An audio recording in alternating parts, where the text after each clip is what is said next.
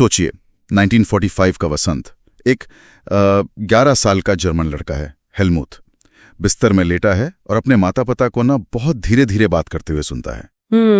उसके पिता जो एक डॉक्टर थे वो पूछ रहे हैं कि क्या पूरे परिवार को मार दें या सिर्फ खुद आत्महत्या कर लें। वो कह रहे थे कि अब मित्र राष्ट्र हमारे साथ वही करेंगे जो हमने मतलब अपाहिजों और यहूदियों के साथ किया। बहुत डरावनी बात है। हाँ, और अगले ही दिन वो पिता हेलमुथ को जंगल ले गए, कुछ पुराने गीत गाए और फिर अपने दफ्तर में खुद को गोली मार ली। और वो बच्चा हेलमुथ इतना डर गया, इतना सहम गया कि अगले 9 साल तक उसने घर पर खाना नहीं खाया।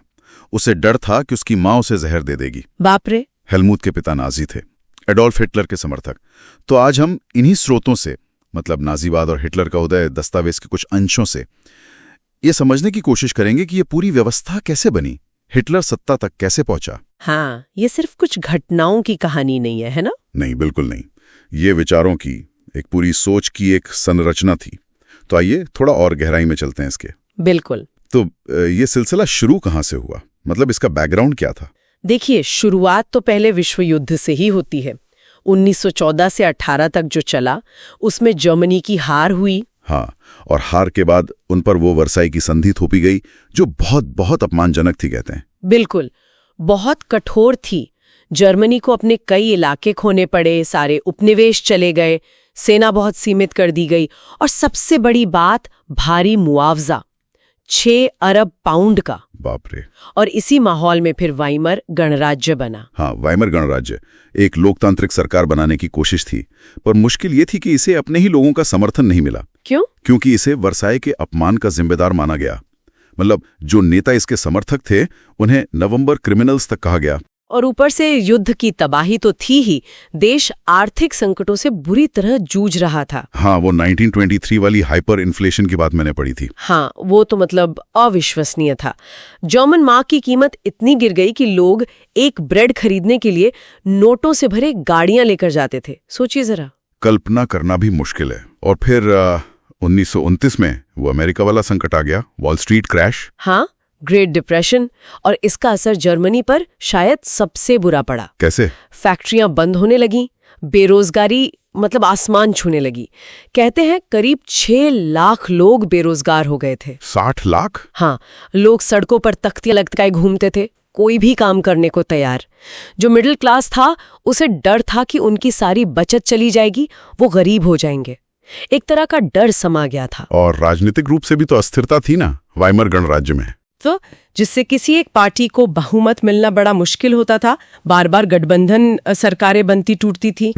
और दूसरा वो अनुच्छेद 48, आर्टिकल 48, ये राष्ट्रपति को आपातकाल लगाने की शक्ति देता था।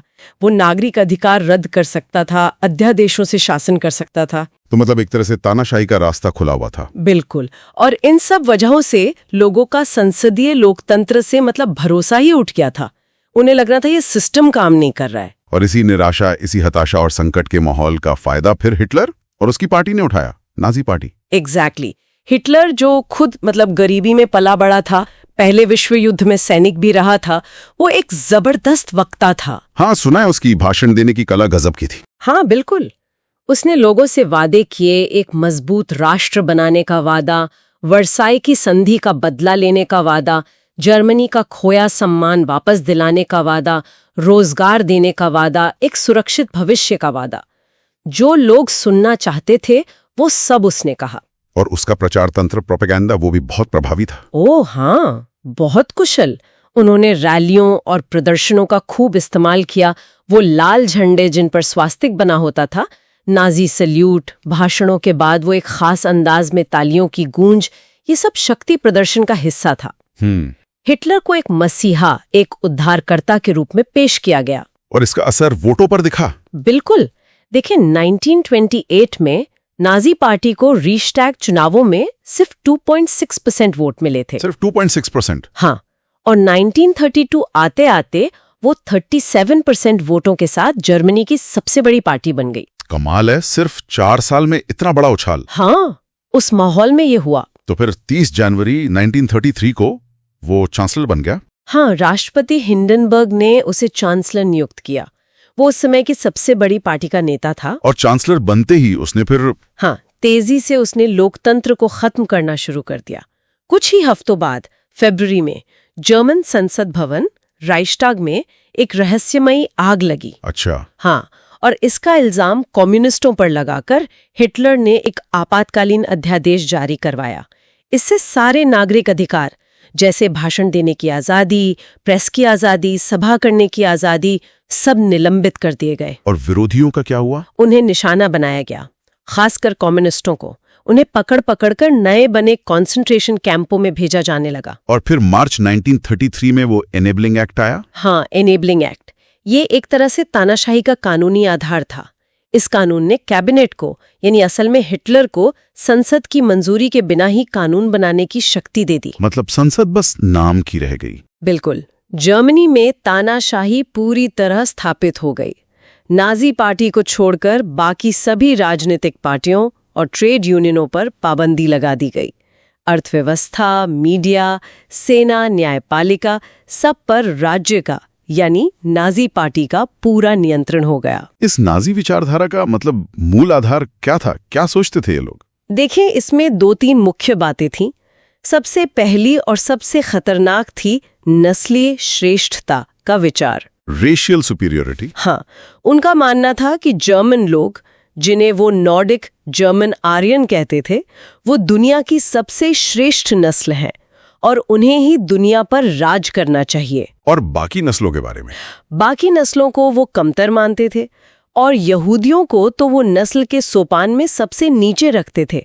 उन्हें आर्क एनिमी, मतलब नस्ल का कट्टर दुश्मन माना जाता था। ये विचार आया कहाँ से था? उन्होंने चार्ल्स डार्विन और हर्बर्ट स्पेंसर के विचारों को, जैसे सर्वाइवल ऑफ द फिटेस्ट, यानी योग्यतम की उत्तरजीविता, उसको बहुत गलत तरीके से तोड़ मरोड़ कर अपनी नस्लीय सोच पर लागू किया। अच्छा। और दूसरा मुख्य विचार था लेबेंसराउम का। लेबेंसराउम, इसका क्या मतलब है? इसका मतलब है लिविंग स्पेस या रहने की जगह। नाजियों का मानना था कि जर्मन नस्ल को फैलने के लिए, अपनी आबादी बसाने के लिए और ज्यादा जमीन चाहिए, और ये जमीन उन्हें पूर्वी यूरोप को जीतकर हासिल करनी थी। तो मतलब विस्तारवाद। हाँ, नस्लीय आधार पर विस्तारवाद। सत्ता में आने के बाद उन्होंने इस विचारधारा को अमल में कैसे लाया?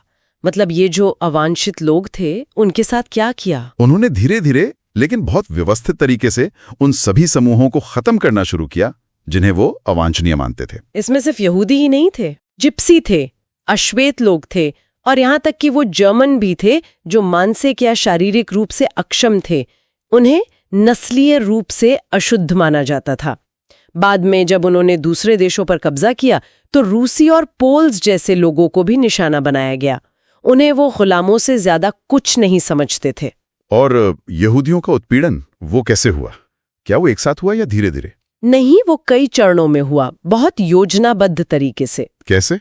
देखिए, 1933 से 39 तक का जो दौर था, उसमें उन्हें समाज से अलग थलग किया गया। उनके नागरिक अधिकार छीने गए, जैसे न्यूरम्बर्ग कानूनों के जरिए उनके व्यापार का बहिष्कार किया गया, उन्हें सरकारी नौकरियों से निकाल दिया गया, उनकी संपत्ति जब्त कर ली गई, उन्हें आतंकित किया गया। फिर 1940 से 44 के बीच उन्हें गेट्टोज, यहूदी बस्तियों में कैद कर दिया गया।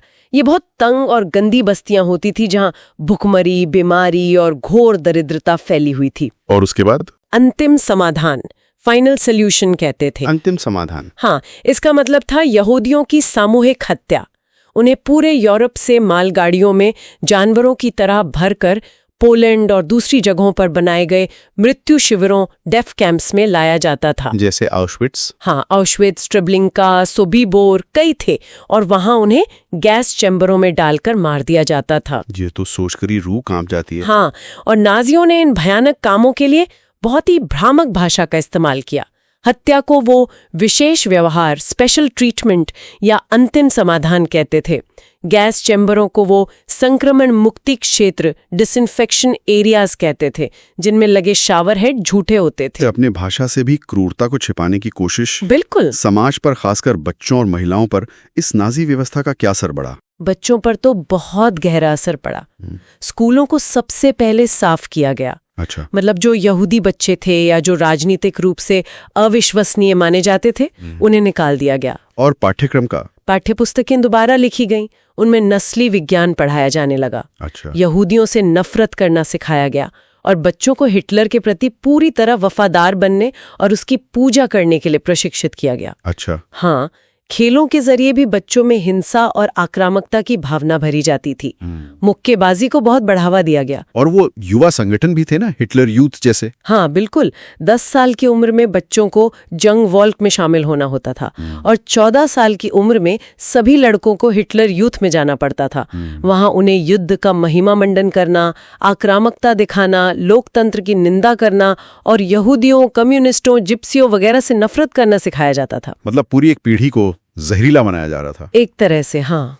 और महिलाओं की क्या भूमिका थी नाजी समाज में? महिलाओं की भूमिका पुरुषों से एकदम अलग मानी जाती थी। उन्हें पुरुषों के बराबर अधिकारों के लिए लड़ने को गलत बताया गया। उनका मुख्य काम था अच्छी मां बनना और शुद्ध रक्त वाले आर्यन बच्चे पैदा करना।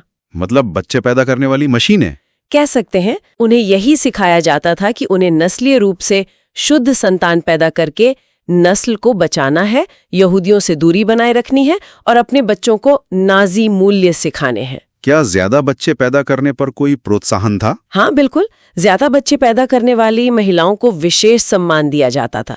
उन्हें इनाम मिलते थे, रियायती दरों पर दुकानें मिलती थीं, थिएटर की टिकटें सस्ती मिलती थीं। और अगर कोई महिला अवांछनीय बच्चा पैदा करे या मान लीजिए किसी यहूदी या पोलिश व्यक्ति से संपर्क रखे तो उन्हें बहुत कठोर सजा दी जाती थी। उन्हें सार्वजनिक रूप से अपमानित किया जाता था, उनके सिर मूंद दिए जाते थे, चेहरे काले कर दिए जाते थे और गले में तख्ती लटकाकर घुमाया जाता था जिस पे लिखा होता था कि मैंने राष्ट्र का सम्मान कलंकित किया है।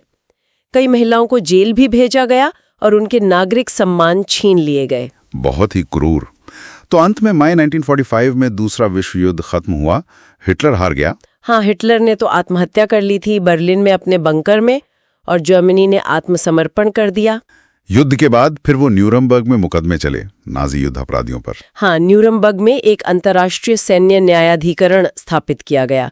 इसमें 11 मुख्य नाजी नेताओं को मौत की सजा दी गई और कईयों को उम्र कैद हुई। लेकिन क्या ये सजा काफी थी? बहुत से लोग तो मानते हैं कि उन्हें उनके अपराधों की तुलना में बहुत कम सजा मिली। हाँ, ये बहस तो है। 11 को मौत की सजा मिली, लेकिन नाजी शासन के दौरान जो लाखों लोगों की हत्याएं हुई, जो अमानवीय अत्याचार हुए, उनकी तुलना में कई लोगों को ये सजा कम लगती है। और दुनिया को इन अत्याचारों की, जिसे हॉलोकॉस्ट कहते हैं, उसकी पूरी भयावहता का पता कब चला? युद्ध के बाद ही, जब कॉन्सेंट्रेशन कैंप्स आजाद हुए, जब लोगों की गवाहियां सामने आईं, जब वो दस्तावेज मिले जिन्हें पीड़ितों ने छुपा कर रखा था। जैसे वो वारसाओ यहूदी बस्ती वाले नोट्स। हाँ, वारसो यहूदी बस्ती के निवासियों ने नाजी अत्याचारों के दस्तावेज दूध के डिब्बों में, मिल्क कैन्स में छुपा दिए थे, जो बाद में मिले। कई पीड़ितों ने डायरी लिखी, संस्मरण लिखे। इन्हीं से हमें उस दर्दनाक सच्चाई का पता चला। ये यादें आज भी हमें चेतावनी देती हैं। एक पादरी थे मार्टिन नेमुलर।